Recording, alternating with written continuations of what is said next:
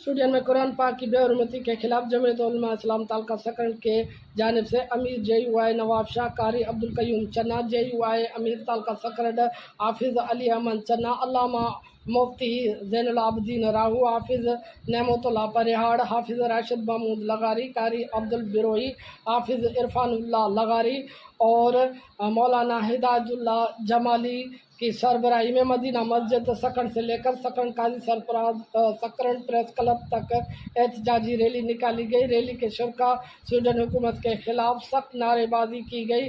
उस मौके पर रैली के मुकर्रिरीन ने खिताब करते हुए कहा कि कुरान पाक की हिफाजत अल्लाह पाक खुद ने ली है, उसकी बेहुरमती करने वालों को अल्लाह पाक निस्को नाबूद करेगा।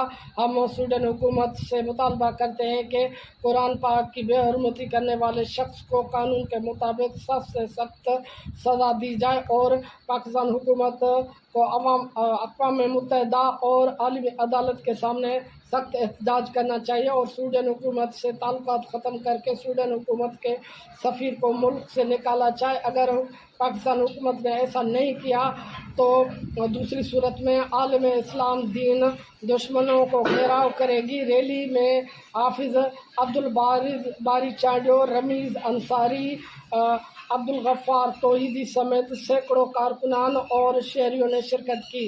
गुल मोहम्मद लगारी, शमा न्यूज़, नवाब शाह।